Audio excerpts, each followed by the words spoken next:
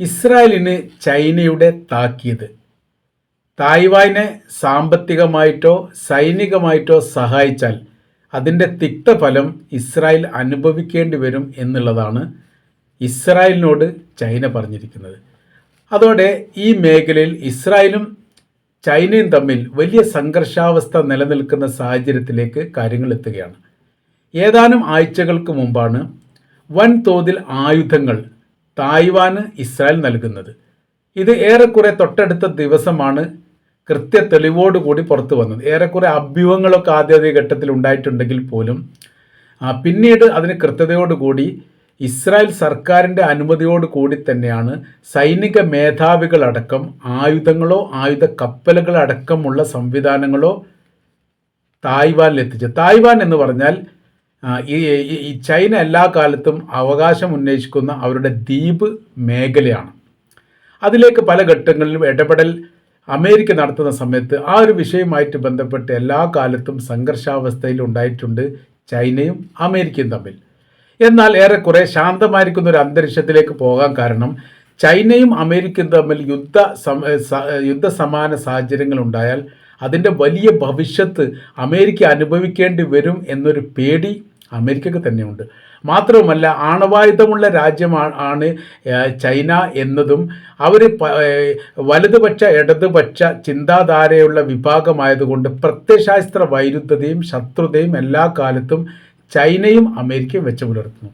ഇതെല്ലാം ഏതെങ്കിലും തരത്തിൽ യുദ്ധ സാഹചര്യങ്ങൾ ഉണ്ടാവുകയാണെങ്കിൽ വലിയ മുറിപ്പാടുണ്ടാകും എന്നുള്ളത് അമേരിക്കക്ക് നന്നായിട്ട് അറിയാം. കാര്യം എന്ന് പറഞ്ഞാൽ അതിശക്തമായിരിക്കുന്ന ആയുധങ്ങളുടെ കലവറയും ശേഖരവും ആണവായുധവും ഉള്ള രാജ്യമാണ്. രണ്ടാം ലോക യുദ്ധത്തിൽ പങ്കെടുത്ത രാജ്യമാണ്. സൈനികമായിരിക്കുന്ന ബലമുണ്ട്. UN സഭയിൽ ഈ 5 പ്രധാന രാജ്യങ്ങളിൽപ്പെട്ട രാജ്യമാണ്. അങ്ങനത്തെ ഒരുപാട് പ്രത്യേകതകളുണ്ട്. വീറ്റോ പവറിൻ്റെ ശക്തി നോക്കുന്ന സമയത്ത് പല ഘട്ടങ്ങളിലും അമേരിക്കക്കെതിരെ വീറ്റോ പവർ ഉപയോഗിച്ച രാജ്യവും ചൈനയാണ്. റഷ്യ ഉക്രൈനുമായിട്ട് ബന്ധപ്പെട്ട യുദ്ധത്തിൽ പോലും ചൈന വീറ്റോ പവർ ഉപയോഗിച്ചിട്ടുണ്ട് എന്നാണ് പറയുന്നത്. അങ്ങനത്തെ വലിയ പവറുള്ള ഒരു രാജ്യമായിട്ട് ഏറ്റുമുട്ടാൻ വേണ്ടിയിട്ട് അമേരിക്കക്ക് താല്പര്യമില്ല.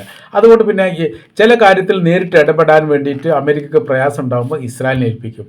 ഇസ്രായേലിന് അങ്ങനെ എന്തെങ്കിലും പ്രയാസ കാര്യങ്ങളുണ്ടെങ്കിൽ അമേരിക്കയെ ഏൽപ്പിക്കും. അതാണ് ഇപ്പോൾ പാകിസ്ഥാനെ ഇസ്രായേൽ ഏൽപ്പിച്ചത്. അമേരിക്കയോട് പറഞ്ഞിട്ടാണ് നിങ്ങൾ ഈ ഭാഗത്തേക്ക് ഗസയിലേക്ക് സൈനികളെ അയക്കണം എന്ന കാര്യങ്ങളൊക്കെ ആരോടാണ് പറയുന്നത്? നേരിട്ട് ഇടപെടാൻ പറ്റാത്തത് കൊണ്ട് ഇസ്രായേൽ അമേരിക്കയോട് പറഞ്ഞു, അമേരിക്ക പണി ഏറ്റെടുക്കുന്നു. ഈ വിഷയത്തെ എങ്ങനെയാണ് തായ്വാൻ വിഷയത്തിൽ അമേരിക്ക നേരിട്ട് ഇടപെട്ടാൽ എന്തെങ്കിലും വിഷയം ഉണ്ടാവുമെന്ന് പറഞ്ഞ് എന്ത് ചെയ്യുന്നു? അത് ഇസ്രായേലിനെ ഏൽപ്പിക്കുന്നു. ഇസ്രായേൽ ആ പണിയെടുക്കുന്നു. യഥാർത്ഥത്തിൽ ആയുധ കൈമാറ്റവുമായിട്ട് ബന്ധപ്പെട്ട കാര്യങ്ങളൊക്കെ പല ഘട്ടങ്ങളിലും ആയുധങ്ങളെല്ലാം അമേരിക്കയുടെ തന്നെ ആയിരിക്കും. തായ്വാനിൽ എത്തിക്കുന്ന ഒരു പണി മാത്രമാണ് ഇസ്രായേൽ ചെയ്യുന്നത്. അത് പല സംഭവത്തിലും യുദ്ധഭൂമികയിൽ ആയുധങ്ങൾ പരിശോധിച്ചാൽ മേട് കാണാതിരിക്കും. കാര്യം എന്ന് പറഞ്ഞാൽ അമേരിക്കയുടെ നിർമ്മിത വസ്തുക്കൾക്കൊന്നും യുദ്ധവുമായിട്ട് ബന്ധപ്പെട്ട് മേഡ് എഴുതാറില്ല. അത് ഇസ്രായേലും എഴുതാറില്ല, ഉൽപ്പന്നങ്ങൾക്കും എഴുതാറില്ല. അതായത് മേഡ് ഇൻ ഇസ്രായേൽ എന്ന് പറഞ്ഞിട്ട് ഉണ്ടാക്കപ്പെടുന്ന നിർമ്മിത വസ്തുക്കൾ, അത് വസ്ത്രമാണെങ്കിലും ഭക്ഷ്യസാധനങ്ങളാണെങ്കിലും പച്ചക്കറികളാണെങ്കിലും ഫ്രൂട്ട്സ്, ഇലക്ട്രിക്കൽ ആണെങ്കിലും എന്തൊരു വസ്തുവാണെങ്കിലും അത് അറബ് രാജ്യത്ത് വിറ്റഴിക്കുക എന്ന് പറഞ്ഞാൽ വലിയ പ്രയാസമാണ്. മാർക്കറ്റിൽ ഇടിവുള്ള ഇസ്രായേലിൻ്റെ ഉൽപ്പന്നങ്ങൾക്ക് മാർക്കറ്റിൽ ഇടിവുള്ള പ്രദേശമാണ് അറബ് രാജ്യങ്ങൾ.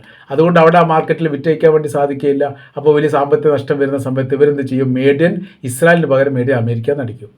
എന്നിട്ട് അത് നേരെ ദുബായ് പോർട്ടിലെത്തിക്കും, അത് ജിദ്ദ വഴിയൊക്കെ എത്തിക്കും, പല രൂപത്തിലെത്തിക്കും. എന്നിട്ട് അവിടുന്ന് ഒരു മാറ്റി കയറ്റുന്ന സമയത്ത് പ്രൊഡക്റ്റ് എല്ലാം എന്തായി? നിർമ്മിതങ്ങളെല്ലാം ഇസ്രായേലിൻ്റെതാണ്, ലാഭം കിട്ടുന്നു അവർക്കാണ്.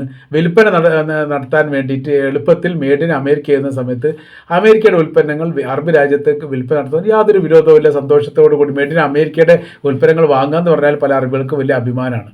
ഇത് വലിയ സമ്പാദ്യം വിചാരിച്ചവർ വാങ്ങും.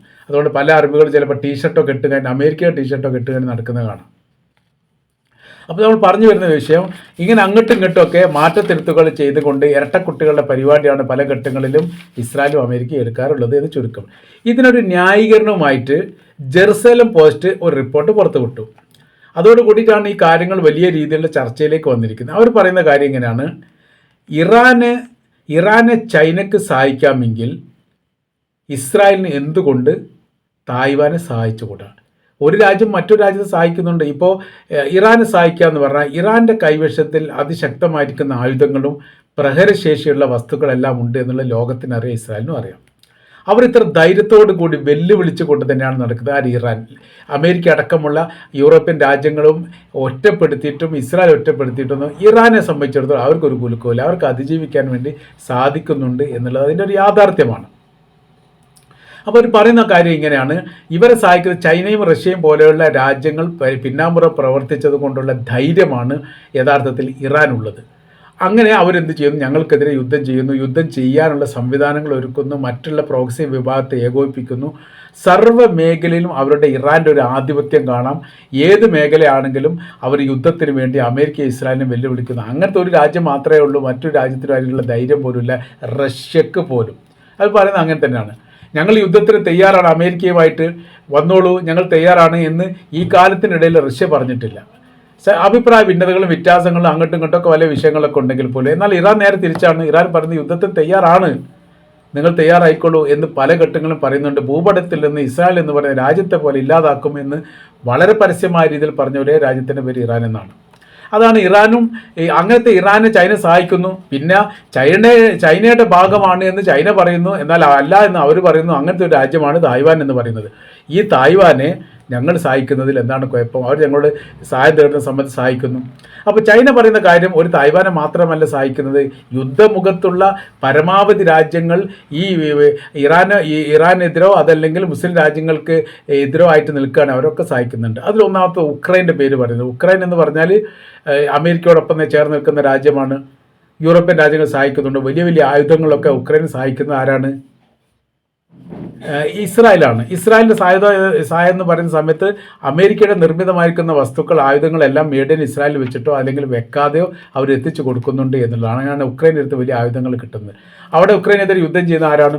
റഷ്യയാണ്. റഷ്യയെ സൈനികമായിട്ട് സഹായിക്കുന്ന ആരാണ്? ഇറാനാണ്. അവിടെ ഇറാൻ ഒരു പങ്കാളിത്തം അവിടെ വഹിക്കുന്നുണ്ട്.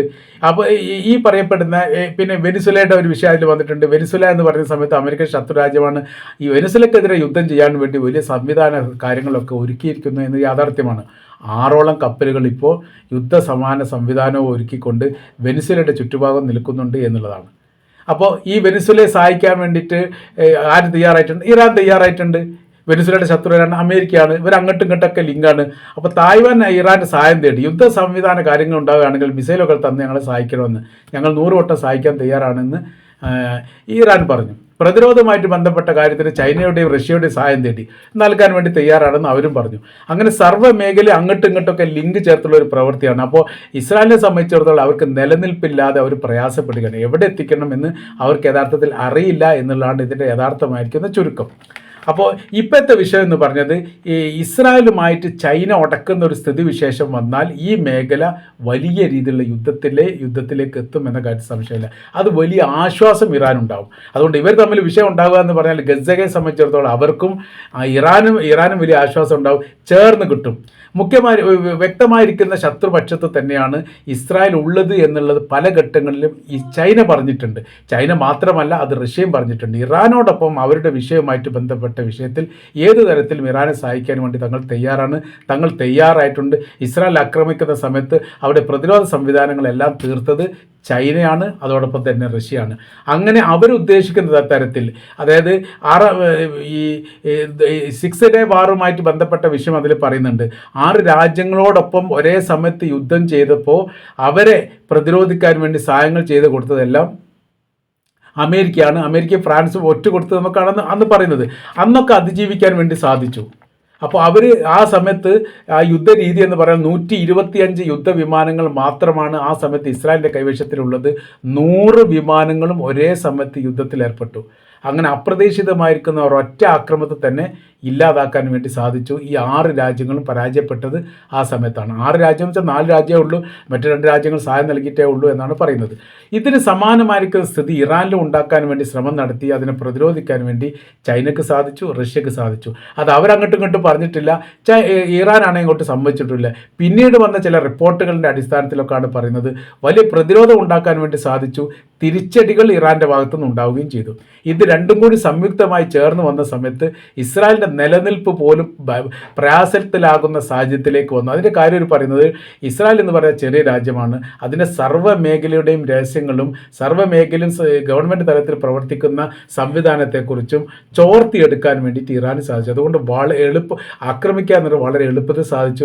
ലക്ഷ്യം കണ്ടുകൊണ്ടുള്ള ആക്രമണം നടത്തി എന്നാണ് 90% തങ്ങൾ ആക്രമിച്ചത്, തങ്ങൾക്ക് വലിയ നാശങ്ങൾ ഇസ്രായേൽ ഉണ്ടാക്കാൻ വേണ്ടി സാധിച്ചിട്ടുണ്ട് എന്ന് ഇറാൻ പറഞ്ഞത് ആദ്യഘട്ടത്തിലൊന്നും ലോകം വിശ്വസിച്ചില്ലായിരുന്നു. പിന്നീട് സാറ്റലൈറ്റ് ചിത്രങ്ങൾ പുറത്തു വന്നതോടുകൂടിയാണ് അതിന് മുൻപുള്ളായിരിക്കുന്ന പല ബിൽഡിങ്ങുകളും ജെറുസലേം നഗരത്തിൽ പോലും കാണാനില്ല, അത് മുഴുവൻ ഇറാൻ നശിപ്പിച്ചിട്ടുണ്ട് എന്നാണ് ആ റിപ്പോർട്ടും ആ ചിത്രങ്ങളിലൊക്കെ വെളിപ്പെടുത്തുന്നത്. അപ്പോൾ നാം പറഞ്ഞു വരുന്ന കാര്യം എന്ന് പറഞ്ഞാൽ, ഇസ്രായേലിനെ ഈ ചൈന ഭീഷണിപ്പെടുത്തി എന്ന് പറയുന്നത് അത് നിസ്സാരമായിരിക്കുന്ന കാര്യമല്ല, അതീവ ഗൗരവമുള്ള വിഷയം തന്നെയായിട്ടാണ് അന്താരാഷ്ട്ര മീഡിയകൾ ഈ വിഷയവുമായിട്ട് ബന്ധപ്പെട്ട കാര്യത്തെക്കുറിച്ച് പരാമർശം നടത്തുന്നത്.